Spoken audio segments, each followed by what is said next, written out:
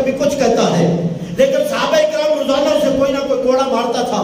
کسی صحابی کی زبان سے نکل آیا تجھ پہ لعنت ہو، ادھر صحابی کی زبان سے نکلنے کی دیر تھی، میرے آقا علیہ السلام حجرے سے باہر نکل آئے، میرے آقا حجرے سے باہر نکلے، فرمایا لا تلعنو، اس پہ لعنت نہ بھیجو۔ جب میرے آقا نے فرمایا لا تلعنو، اس پہ لعنت نہ بھیجو، صحابہ اکرام کے ہاتھ سے کوڑا گر گیا۔ میرے آقا نے فرمایا انہو یحب اللہ ورسولہ، اس پہ لعنت نہ بھیجو، یہ تو ایسا ہے، یہ تو ایسا ہے جو اللہ سے بھی محبت کرتا ہے، رسول سے بھی محبت کرتا ہے، یہ اللہ سے بھی محبت کرتا ہے، رسول سے بھی محبت کرتا ہے، یا خدا اس سے محبت کرتا ہے، رسول بھی اس سے محبت کرتا ہے۔ جب میرے آقا نے کہا صحابہ اکرام ڈر گئے، پریشان ہو گئے۔ صحابہ یہ جانتے تھے یہ روزانہ کوڑے کھاتا ہے، لیکن زبان وہ تھی وما ينطق عن الهوى ان هو الا وحی یوحى، اللہ فرماتا ہے میرا محبوب اس وقت تک بولتا نہیں جب تک اس کی زبان پر وحی خدا نازل نہ ہو جائے۔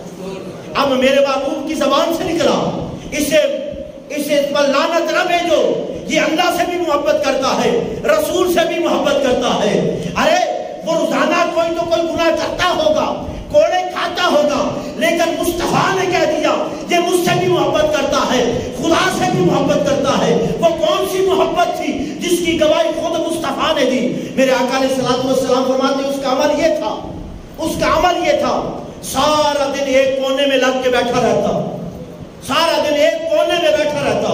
صحابہ اکرام سارا دن مجھ سے ملاقاتیں کرتے، کوئی گھر کا پریشان، کوئی کاروبار کا پریشان، کوئی اولاد کا پریشان، سارا دن حضور صلی اللہ علیہ وسلم گفتگو فرماتے رہتے، صحابہ اکرام بیٹھے رہتے، وہ ایک کونے میں بیٹھتا۔ شام ہوتی جب سارے چلے جاتے، سارے چلے جاتے، اب وہ دیکھتا کہ میرے محبوب تھک گئے، سارا دن بیٹھ بیٹھ کے تھکاوٹ ہو گئی ہے، وہ وہاں سے اٹھتا، اس کونے سے اٹھتا، مصطفیٰ کی بارگاہ میں آتا، آ کر کوئی ایسا لطیفہ سناتا کہ مصطفیٰ مسکرانے لگتے، ایسی کوئی بات کرتا کہ مصطفیٰ مسکرانے لگتے، نبی مسکرانے لگتے۔ جب میرے آقا مسکراتے تو اللہ بھی مسکراتا، جب اللہ مسکراتا تو اللہ کے فرشتے بھی مسکراتے۔ کس لیے؟ اللہ تو اس لیے مسکرا رہا ہے نا کہ میرا محبوب مسکرا رہا ہے، فرشتے تو اس لیے مسکرا رہے ہیں کہ ذوالجلال مسکرا رہا ہے۔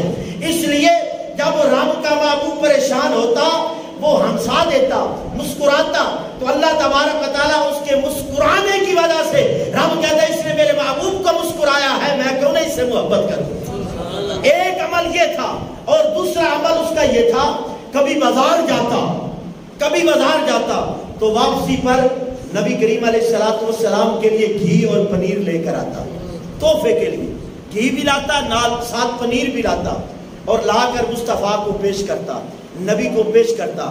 اب بتاؤ کاروبار تو وہ کرتا نہیں تھا، کام کاج تو وہ کرتا نہیں تھا، وہ جو پنیر اور گھی لاتا وہ ادھارے لے کر آتا، ان لوگوں کو بتاتا اگر ادھار لینا ہو تو فلاں جگہ پر مصطفیٰ کی کچہری میں آ جانا، میں فلاں کونے میں بیٹھا ہوں گا، میں تجھے ادھار دے دوں گا۔ اب حضور صلی اللہ علیہ وسلم کی بارگاہ میں لاتا، ادھار دیتا، یا رسول اللہ یہ میں لے کر آیا تھا آپ کے لیے، تو آپ قبول فرمائے۔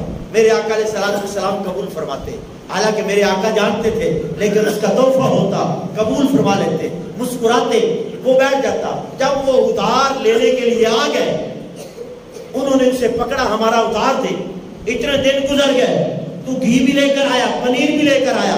اب اس کا عمل دیکھیے، یہ ہے حضور کے غلاموں کا عمل، یہ ہے حضور سے محبت کا عمل۔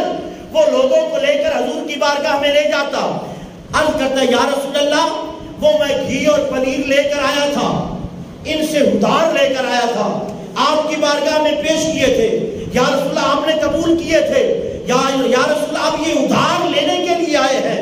میرے آقا مسکرا کے فرماتے پھر دیتا کیوں نہیں ادھار تو لے کر آیا، دیتا کیوں نہیں؟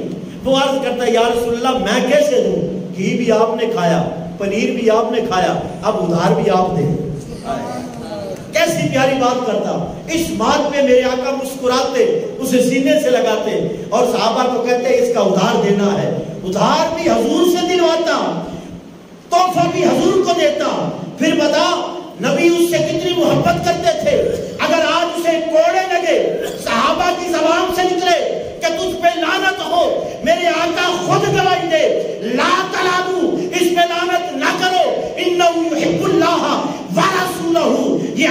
بھی محبت کرتا ہے، رسول سے بھی محبت کرتا ہے۔ ارے بتا، جو اتنی محبت کرنے والا ہو وہ رسول کی محبت سے خالی نہیں جاتا۔